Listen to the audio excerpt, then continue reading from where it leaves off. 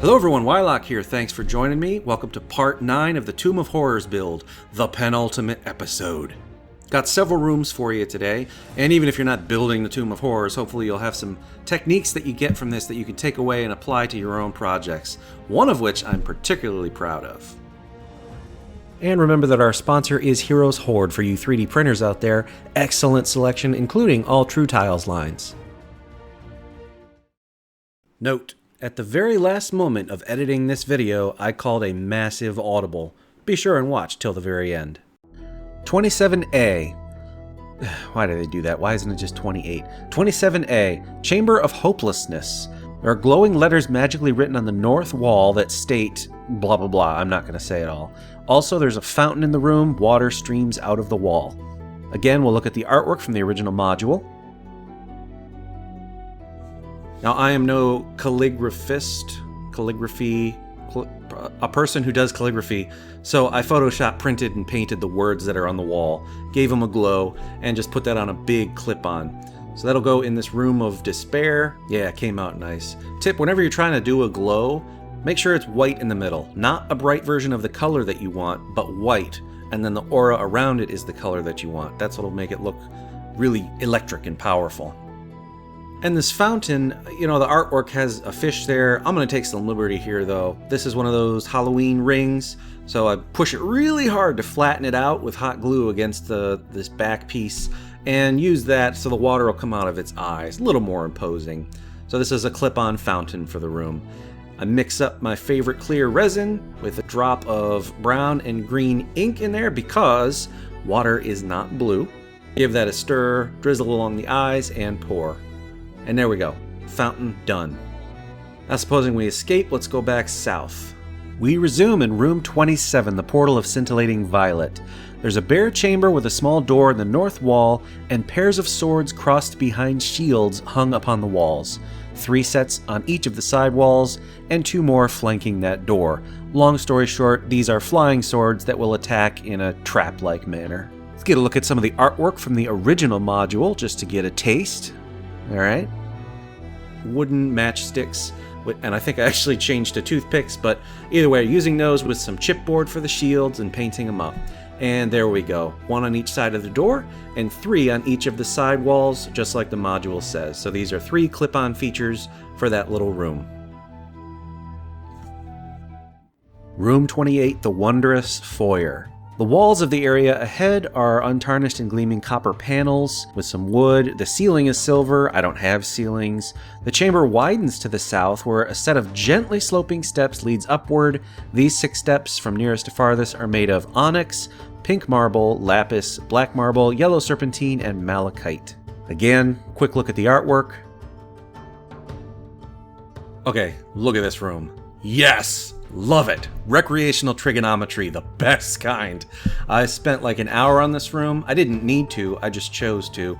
Took a nice measured approach because I love doing trigonometry. So here's the inserts. Cascading and decreasing in size. These are the 6 steps called out in the module. And these are painted up 6 different ways to the best of my ability, which is amateur to journeyman at best. I Google image searched what each of these materials are in order to be able to paint them.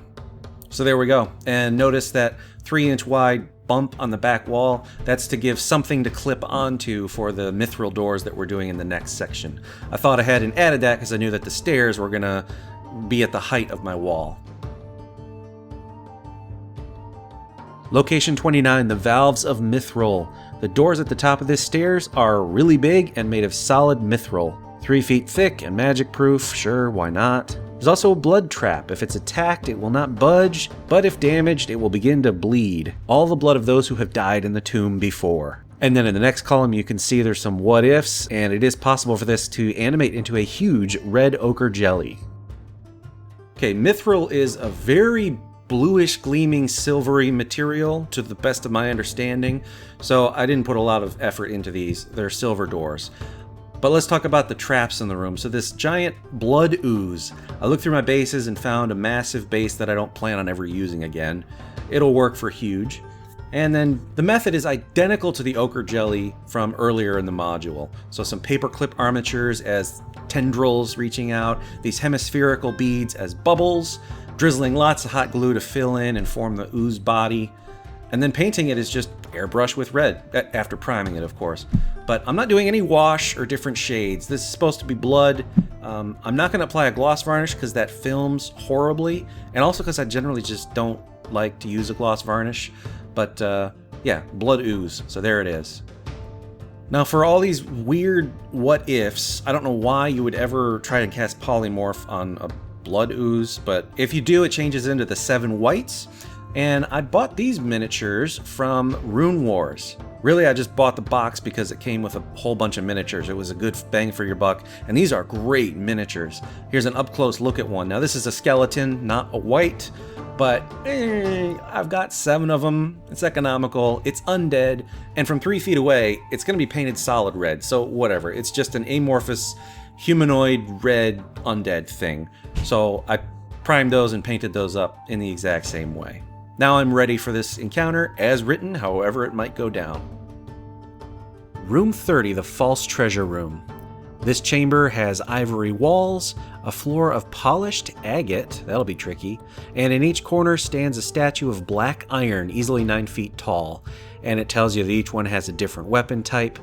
Near the center of the room is a large bronze urn filigreed in gold. A thin stream of smoke issues from a tiny vent in its brass stopper, and on the southern wall stands a granite sarcophagus, damaged and flanked by 2 large iron chests.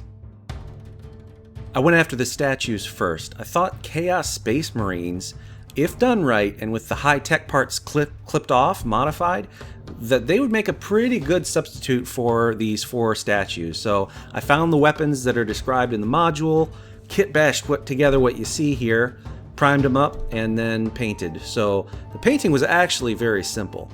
Solid black base coat, although you can see in this one I missed some of the gold under there from underneath, but solid black base coat, and then an overbrush with gunmetal, and that's it. Black metal, easy. Pretty much looks the part. No one is going to care from 3 feet away anyways. So, good. For the floor itself, it is polished agate. I went to Google image search. I found some polished agate, and I thought I would do print and paste. That's what I tried at first. Painted the walls white, glued in the floor, here we go, and this just didn't look right. Partially because it's way out of scale relative to 28mm miniatures, and also I wasn't happy with it. So I walked away for 4 months. Now I'm back, and I washed the walls because they are made of ivory, which is actually not white. It's a little bit beigeish. It's like the tusks of elephants, right? So I made that a little more interesting than flat white.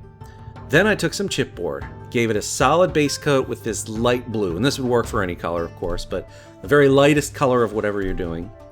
Now, to create the agate effect, it's not really mixed together. There are discrete bands of color in agate.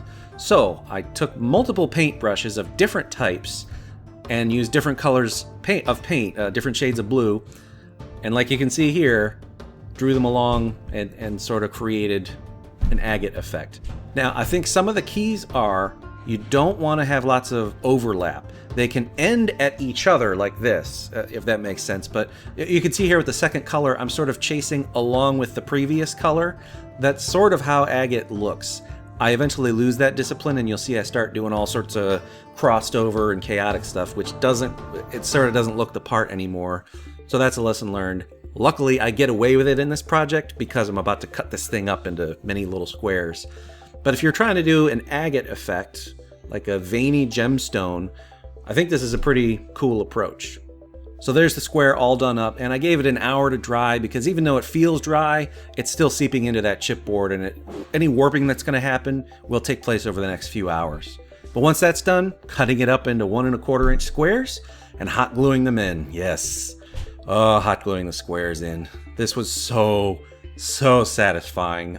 Yeah, I've never done drugs, but I can't imagine I'll ever need to because this has to be what it feels like. Yes. Oh man, so good. So yeah, Google image search polished agate, and you'll see that this is kind of what it looks like. After cutting up these squares, I just sort of mixed them and tossed them in a big pile like a kid shuffles a deck of cards to make sure I got good randomness. And so, I always do the self-deprecating thing and the critiquing, but that is f***ing awesome. I have no words for how happy I am with how this turned out.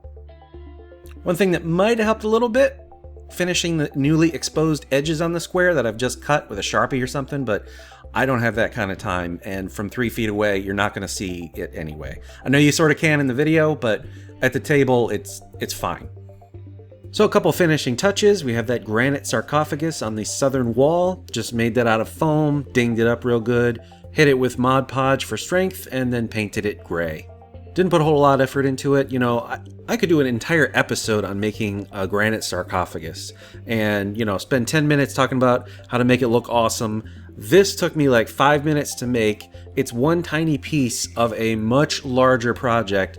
It's really not worth focusing on. If you have something that you're going to reuse a lot, sure, put the time and energy into it. But for something like this, I don't have time to make every single piece a work of art. So you'll see that I've done, in my job we call it value-based maintenance, but value-based crafting. Don't put a lot of energy into something that is a very boutique application. Flanking the sarcophagus are 2 iron chests. These are simply chipboard boxes that I threw together. A couple of these like pointy bead things that I just found in my collection. Bent them and they look like good clasps. Gave it a dark wash and then a silver dry brush, standard stuff. And I attached all 3 to a clip-on since they are along the southern wall and they are attached. I thought that made sense. It'll be easier for storage because it is at this point in the project that I'm starting to think about and realize that long-term storage is going to be an issue. And lastly, near the center of the room is that large bronze urn, filigreed in gold. This is one of those cylindrical wooden bits that you've probably seen at the crafting store. Painted it bronze and painted the caps in gold. For the wisp of smoke coming out, I took a Q-tip, teased it out a bit, drenched it in white PVA glue, and hot glued the stick into the center of the piece. Pretty easy. So that does it for room 30, and in fact, that's everything we're going to build for today. So let's do a partial setup on the table and fly through it.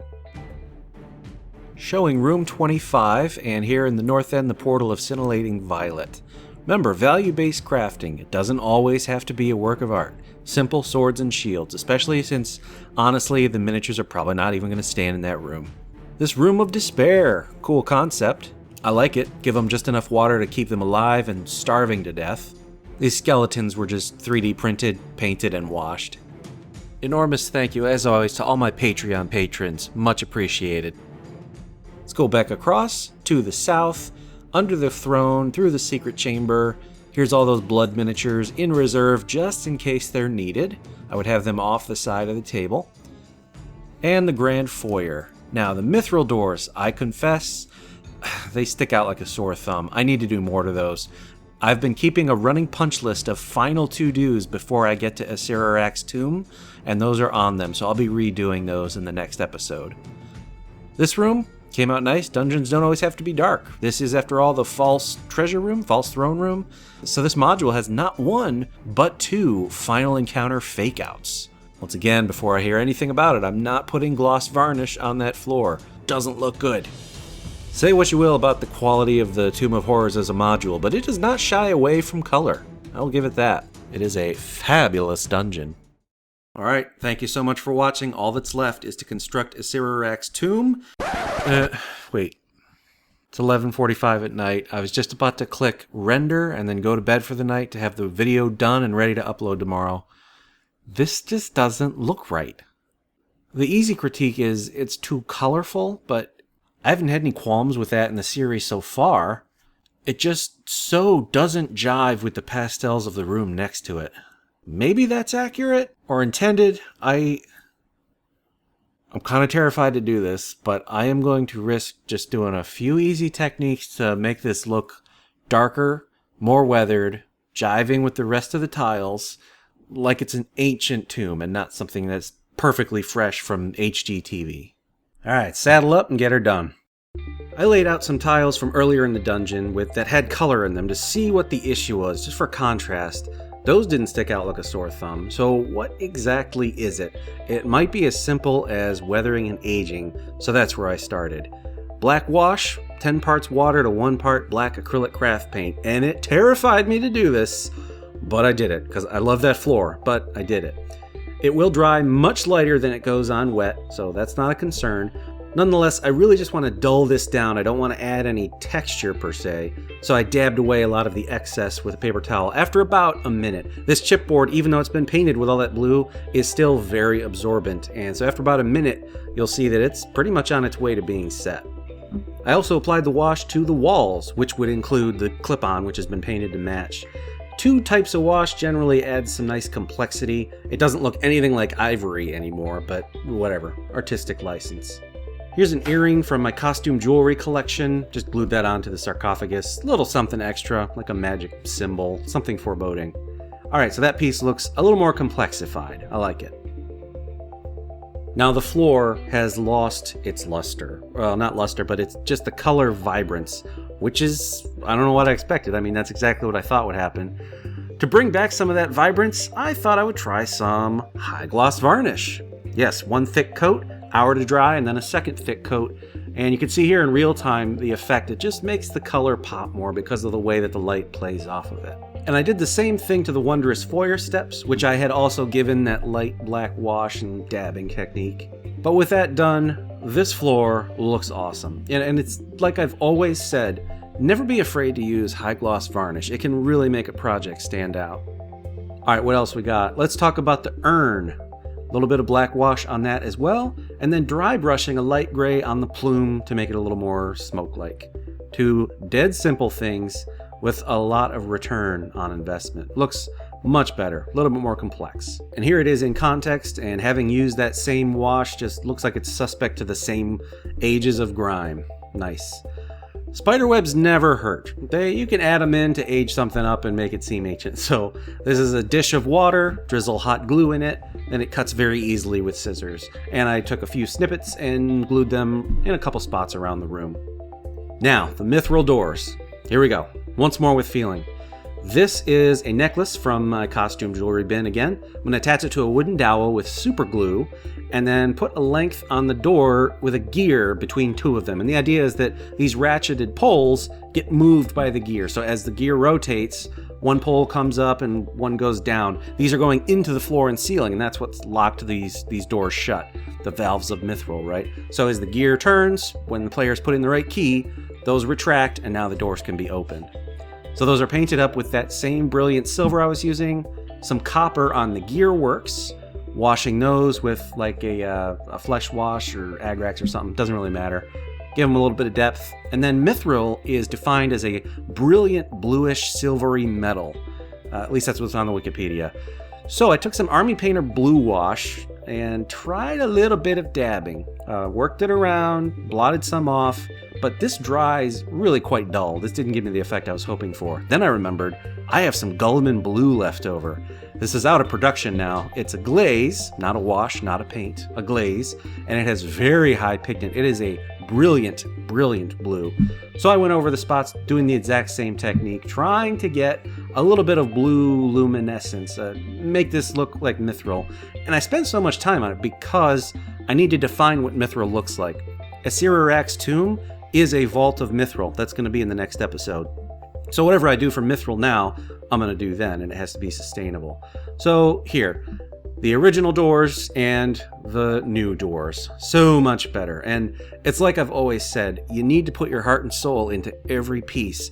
Don't cut corners. Everything needs to be a work of art. Okay, let's try this again. In context, from afar, it looks much better dulled down. It blends in with the rest of the dungeon aesthetically. Love it. And we've got our intrepid party we've been following that's going through the dungeon. We'll get down to a party's eye view, looking up at the valves of Mithral, across the Wondrous Foyer. Nice. Yeah. Alright, I'll just be quiet for about a minute here and let you enjoy the close-ups.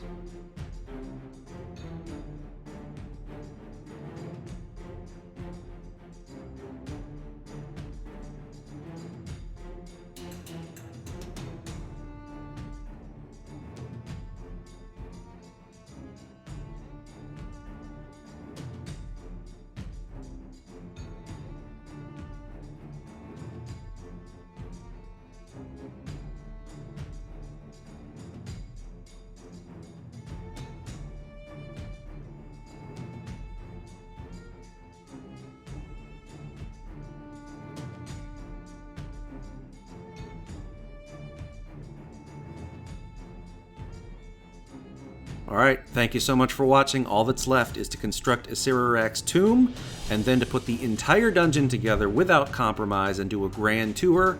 All of that will be in the 10th and final episode of this series. Till then, I'm Wylock, make things and play games.